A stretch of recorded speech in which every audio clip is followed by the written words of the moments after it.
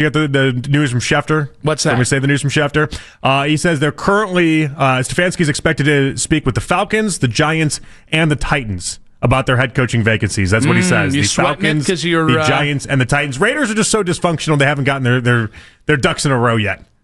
That's what's going on with the Raiders. They haven't got their ducks in a row yet. He'll speak to the Raiders. My professional advice would be don't take any of those 3 jobs. I think the Falcons are a good job for him. I think it's no. That's a lot of talent there. Cousins. He can work with Cousins. He's always loved Kirk Cousins. That is the win. The job would be fix Penix is the job, but you got Bijan. You have all sorts of talent there. Drake London. You've got some edge rushers now. I think it's probably the best of those jobs. I would steer clear of the Giants job. That feels like a bad situation. Shane is not going to be there for the next 5 years. The GM. Tennessee is Cleveland on steroids. It's just the worst. He needs to stay job. as far away from Tennessee as he can. And I would actually say the same about Vegas. The latest on the head coaching cycle there, they report that Kevin Stefanski will talk to at least the Titans, Falcons, and Giants as he looks to decide what his next move will be. But we were going to do this earlier in the show, and obviously we've had a lot of reaction. You guys can get in on 216-474-0092, because I will go back to the idea, and I don't think you and I have had the direct conversation. I think Kevin can be fireable and was fired with cause. And I also think he was a fall guy for the Browns' many failures, the way that every single year, even when they've won here, they've had a fall guy. Yeah, I mean, in a perfect world, both Stefanski and Barry would be fired today. That's in a perfect world. But then also, I think you brought up an interesting point earlier. That would leave Haslam by himself to try to figure this whole thing out, and that's not good either. Yeah, it really was. And I think this might... There was just no way that anything that happened today was going to make anyone feel better because there's a gotcha with any of it. Hey, they cleaned house. Cool. Who's making the hiring? It's going to be Jimmy Haslam or Korn Ferry. Not great, Bob. All right. They've fired Barry, but Stefanski's back. Okay, who's hiring the new GM? Not great, Bob. There was no scenario in which even Kevin and Andrew coming back, that's another dubious pill to swallow. Well, then we just would have been mad we didn't get our pound of flesh. And how do you possibly win 8 games over 2 years and there's no changes? It really was. They put themselves in a lose-lose situation. But when you lose as much as they have, I can't feel bad for you. This is just their reality. You know the problem for Andrew Barry, right? With all this? What's that? What? He's next in line to the fall guy throne. Well, yeah. I mean, clearly he is a year away or even 3 weeks away, depending on what coach they hire, from being gone. Yeah, like not only does he have to ace the head coaching hire, I think they need to be in playoff contention next year. This is really this is from the heart. I really do mean this. I do not have anything. I get frustrated with Jimmy Haslam. I get frustrated with how the organization's run. I don't know how they talk like they've accomplished things that they haven't accomplished. I get really frustrated by a lot of this stuff because it's not that hard. It really isn't. It's not easy. I'm not saying it's easy, but it's not this hard. But that to me is Jimmy Haslam's lesson in all of this, that by doing what he's doing proves he hasn't learned it, which is stop looking for a fall guy.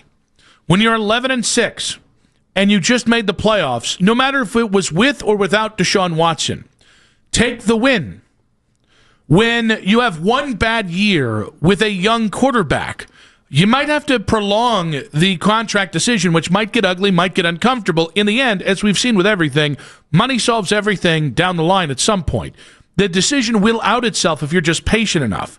The thing that I want these guys, that I need Jimmy specifically to learn, and anybody who influences him in this direction, is stop looking for fall guys. If part of Kevin Stefanski's legacy is he's the last fall guy, then to me, it was money well spent.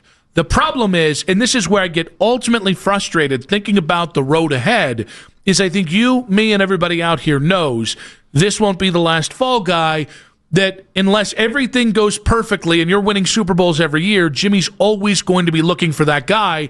That's not leadership. Yeah, but what is different is that at least the fall guys this time around, and really for the past 6 years, they weren't people I mean, Joe Woods is a defensive coordinator, Alex Van Pelt, offensive coordinator. There are people that mattered, but it's not people that, it wasn't the head coach and it wasn't the GM. And I think that's really what he was seeking after. I think this is why it was so hard for Jimmy today, is that I think he wanted to have the idea out there that he could stick through with the head coach and the GM, but you just don't have to sit through it forever. And for 6 years, I mean, this is way longer than I think anybody, if you would have asked him 6 years ago, they ever would have thought Jimmy would be able to do with a head coach and a GM. And listen, by the way, that is a great point that we haven't brought up yet. I will give Jimmy his flowers for keeping two guys empowered, keeping a structure in place for 6 years. This year felt like a lost year because of it, but hey, you tried. You did try. You tried to do the right thing by two good guys. I get that. But now comes the next part.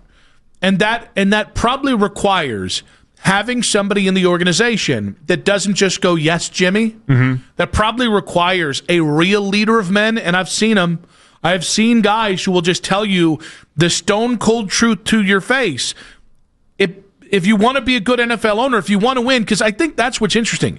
Jimmy has done so many things in the thirst to win, yes, except hire and commit to somebody who can give him bad news and he can digest it without spitting it back up and that person's career in the process. Right, which again, I mean, that happens with a lot of billionaires, right? That happens with a lot of really rich, powerful people. They like a lot of bobbleheads around them. They don't like necessarily people that tell them no, and you can't do this, or you have to be patient with this. Like the hard part about the Jimmy Haslam discussion is that I see a guy trying. I see a guy that legitimately cares about this organization and trying to win. And I think there's so many times in football you can make an argument that are you trying to win a Super Bowl, or are you one of these teams that are trying to look like you're trying to win a Super Bowl? I genuinely do think he's trying to win a Super Bowl. I genuinely do believe that. I think he wants the very best for this team. It's just he can't get in his own way. But then learn the lesson. His own way. Spending money isn't the only part of winning a title, right? That's a great trait to have. You're willing to put your money on the line and do the cap machinations that allow you to continue to churn more money in. Those are good things. But that, without being a cognizant leader, somebody who can be consistent and not impetuous and not come in and maybe not succumb to, hey, who's talking in my ear now?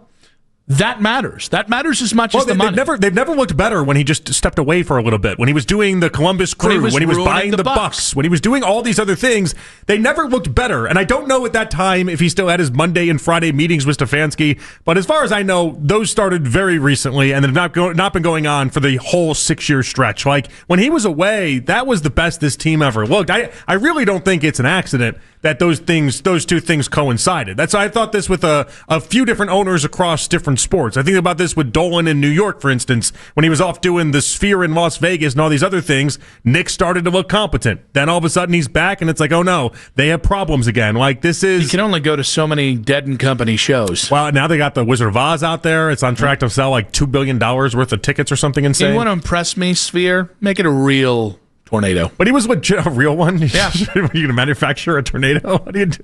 You got a lot of money. you have enough money to do this. It's got its own ecosystem. I don't know science. Chairs flying everywhere. Yeah. But there's a threat of death makes the show so much more real. Well, it's Fear Factor real life. Yeah. That's how you get impaled by a chair and survive. Oh, you're a god.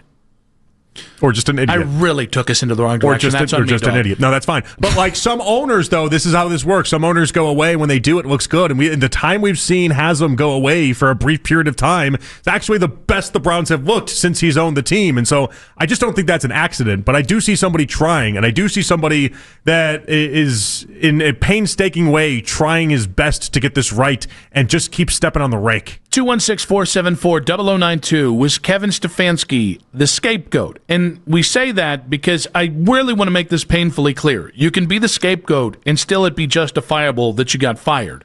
But speaking of justifying, we finally are going to get to Jimmy Haslam's defenses of keeping Andrew Berry employed and allowing Andrew Berry to run the head coach search, which again, if you guys remember, Stefanski was hired first, then Berry was brought back as the GM, and Haslam had both those guys reporting to him directly. If Andrew Berry is hiring the next head coach, that means Andrew Berry's the boss of the next head coach. So he not only did he keep his job after the worst trade in NFL history, he in a way got like a promotion. He got more power, which after 6 years, if you keep your job, you probably should have more power, even if we think you shouldn't have your job. I don't know about that, but it's usually how it works in the NFL. I have said, I think I can make this deal with the devil because I'd rather in the pile-on of dookie of options that I can make for hiring the next head coach, Jimmy's at the bottom of the scrum. Andrew's not at the top of the scrum of guys I want making that decision. Yeah. But of the guys that my options were, which were Jimmy Haslam, Korn Ferry, Search Parties, the Donner Party, and then Andrew Berry, I guess I'll go with Andrew Berry, right? But that's not the route. And we'll see, by the way. We'll see how long he has that power. You're hoping for a Gladstone, I know it. Yes. Yes, I am. I got takes on that guy that I'm not going to get about now. The point is... it his age? Because it's not 1010 XL in Jacksonville. I think that's why. Oh, okay. However... here is we cut up about a 90-second clip from Jimmy Haslam defending why Andrew Berry is still employed. Here's the first part of Jimmy's defense where he kind of goes into Andrew's forays into free agency. There's questions out there, well, why didn't you change both of them? Or why didn't you change Andrew and not Kevin? And I would say this, I think Andrew over the last year has done a very good job. And I want to go through that because I think it's important to talk about the moves he made to strengthen our team. I think it began with what I would call a very efficient free agency. We added one player, and that player made a substantial difference in our football team, and that was Malik Collins. Malik was fantastic, and you saw the Browns defense be less fantastic once he was gone. When you have to specify, I want to talk about the last year. When somebody's been here 6 years, you're already not off on the right foot. Yeah, I mean, obviously he's going to be grasping at straws. I think we all are. If you want to try to defend Barry, it's always been hard. From a football perspective, it's always been hard. Now, from the football perspective, here's the next part of his defense where he talks about the 2025 draft class. Andrew negotiated a trade a week or two before the draft started, in which we added 3 draft picks. Then I think we had one of the better drafts that we've ever had. I think we added 4 really good football players who were either first team all-rookie or second team all-rookie. So this is the best defense, which is those are 4 players who should help you for the next 5 to 10 years. And guys, that's in year 1. A guy like Dylan Sampson might be giving you more value in this draft class. Theoretically, either quarterback is going to be in that room. If either of them catch next year with a new head coach, that is more added value. It's still just one draft. Right, and the draft isn't even, we wait 3 years to decide these guys. Like, it's still very early for this, but okay, that's fine. I'll bite if that's, and by the way, this should have been what he talked about for 20 minutes. Yes. He should have just waxed poetic on the draft class and called it a day. Well, but you got Malik Collins. Hey, you signed one real free agent, and that was a banger. And the draft class, wait till you see what column C brought from Jimmy Haslam's defense of Andrew Berry's job. I think it would be short-sighted to not just look at free agency, not just look at the draft, but also to look at a couple of other moves Andrew made. We have struggled to have a consistent place kicker here really the whole time we've earned the team. And I guess the way we started this year, you'd say, looks like you're continuing to struggle. Andre Schmidt is a great lesson of when you fail, pick yourself up, persevere, and good things will happen. And the signing of Andre and bringing him on, holding with him that first week when everybody was saying you need to cut him, you need a new kicker, I think we've hopefully solved our place kicking woes for a long time. Quality person, the team believes in him, and we're glad to have him. And then lastly, I think something that's underappreciated was the Tyson Campbell trade. Tyson is, here again, a really good player and a really good person. I actually think the Tyson Campbell trade is a real part of this and probably should have been lumped in with the Malik Collins thing. But with all due love and respect to Jimmy Haslam, Jimbo as I call him, I've never met him. And I do mean all due respect. If one of the top 3 defenses of your GM is he found a kicker, I'm sorry. I think you've grasped one too many straws for me. Also, well, that just completely ignores the idea that you got this kicker because the guy that you paid more money than like 90% of kickers in the NFL to Dustin Hopkins didn't work out after you gave him the bag a year ago. And also, it just kind of ignores that. Who drafted Cade York? Interesting little. Was that John Dorsey? No, it wasn't. The Dorsicle did draft a kicker or two. But it wasn't Cade York in the 4th round. No, that was the Seibert time, was it not? I believe it was. Yeah. 5th round, I believe. Yeah. It's not a great defense. It's like, the meme. It's like the idea out there, like say less. Yeah. Say less. You should have just said less there. you should have gone on and on about the draft class because nobody could have defeated that in any sort of way. Hell, talk up Tyson Campbell if you want. Talk up Malik Collins. Andre Schmidt needs to be like a byline, like a little bit like, I don't even know that you bring him up. I don't know that you even bring him up. You're not winning bringing him up. Yeah, because you almost lose by mentioning the kicker. Anytime you go to kicker, you're losing that convo. We can all. You're not winning that convo going to kicker. We can love the circular nature of missing the week 1 kick against Cincinnati, which made a lot of us, including myself, say incorrectly he should be gone, and that he finished the season by making a 40-plus yard kick to then beat that same Bengals team. Love that storyline. You couldn't write it better. I am so happy for Andre Schmidt.